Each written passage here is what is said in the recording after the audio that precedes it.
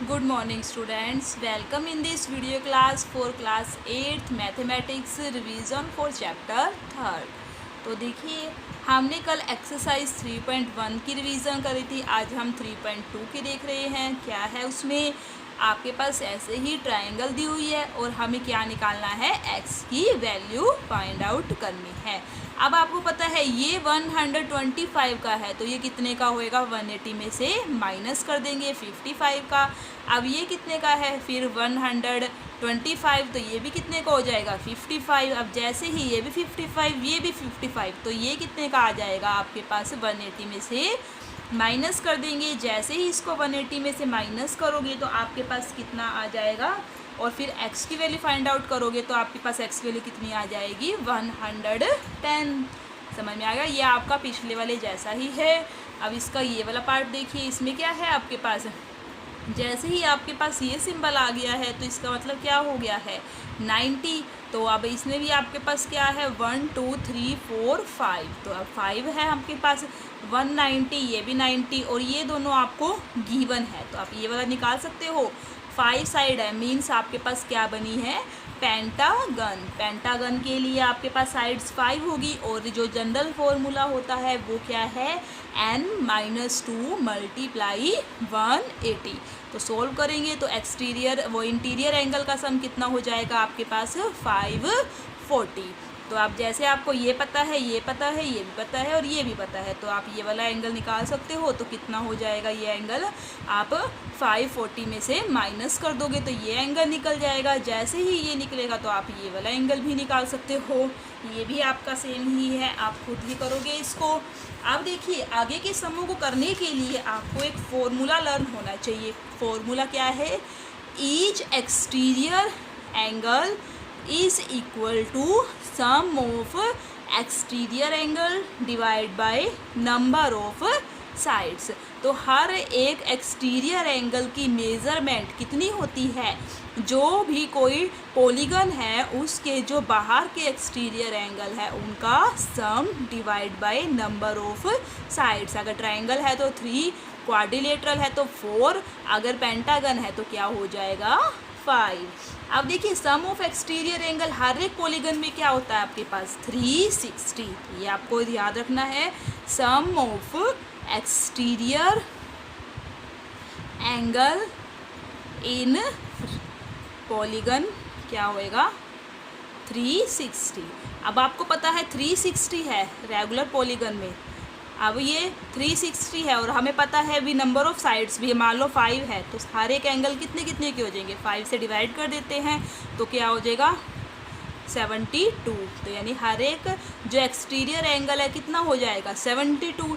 अब जैसे ही अगर किसी पेंटागन में आपको क्या पता लग गया है, एक्सटीरियर एंगल, अगर जब एक्सटीरियर एंगल पता लग गया तो आप इंटीरियर एंगल निकाल सकते हो। कैसे निकालोगे, 180 में से माइनस करके। तो आगे वाले सम आपके इसी से रिलेटेड है।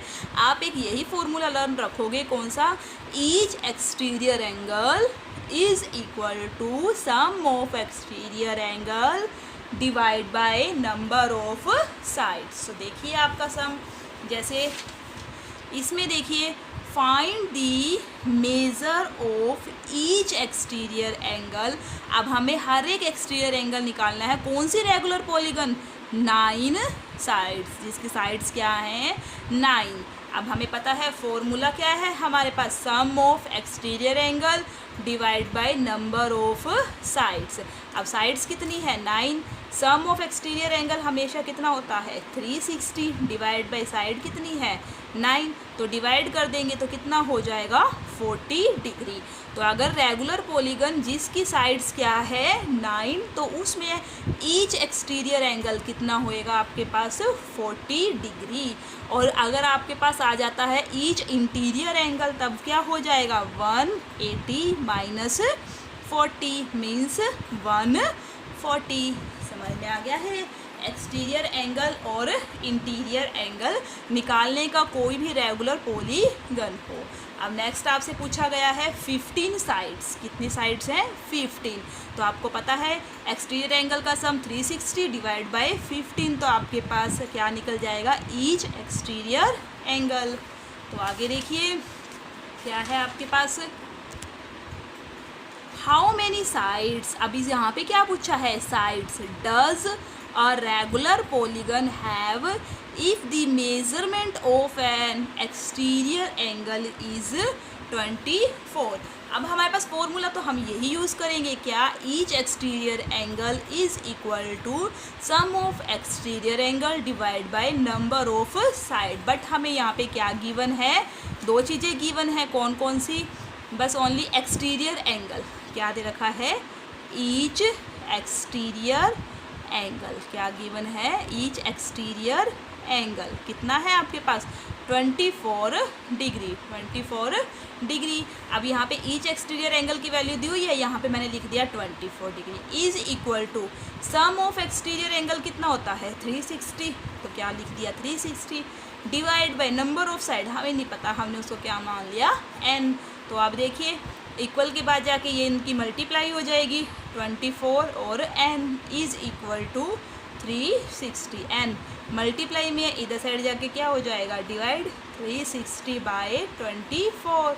अब जैसे ही इसको डिवाइड करेंगे तो कितने पे डिवाइड हो जाएगा, ये आपका 15 पे, तो n नंबर ऑफ साइड्स क्या आ गई हैं 15। तो मीन्स आप इस फॉर्मूले से नंबर ऑफ साइड्स भी निकाल सकते हो और ईच एक्सटीरियर एंगल भी निकाल सकते हो।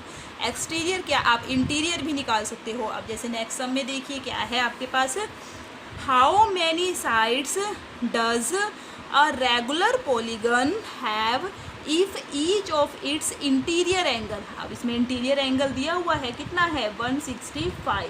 अब जैसे ही इंटीरियर एंगल दिया हुआ है आप एक्सटीरियर निकाल सकते हो, कैसे निकालोगे, 180 में से माइनस करके, तो 180 माइनस 165 कितना हो जाएगा आपके पास 15। अब हमें पता है सम ऑफ एक्सटीरियर एंगल क्या होता है 360, फिर वही formula each exterior angle is equal to sum of exterior angle divide by number of sides. अब ये नंबर ऑफ साइड्स मैंने इधर लिख दिया और ईच एक्सटीरियर एंगल इधर लिख दिया है, तो इसको डिवाइड करेंगे तो कितनी आ जाएगी साइड आपके पास 24 साइड्स, कितनी आ जाएंगी 24 साइड्स।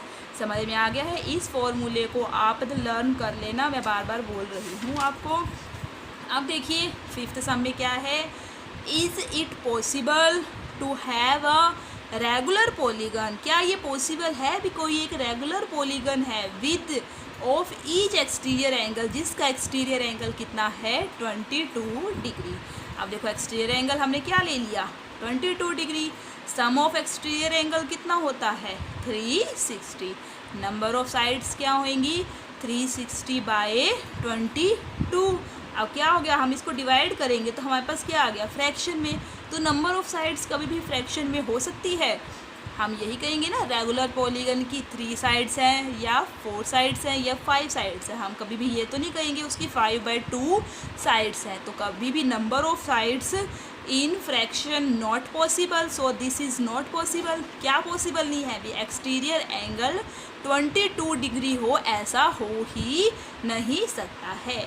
तो आप सोचते होंगे भी ये ट्रू फॉल्स में आपका कैसे आ सकता है, भी ये कैसा आएगा 1 मार्क्स में, ट्रू फॉल्स में आ सकता है।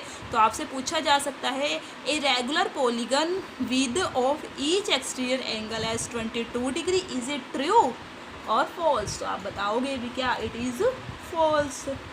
आगे, can it be an interior angle of a regular polygon, तो क्या ये इंटीरियर एंगल हो सकता है।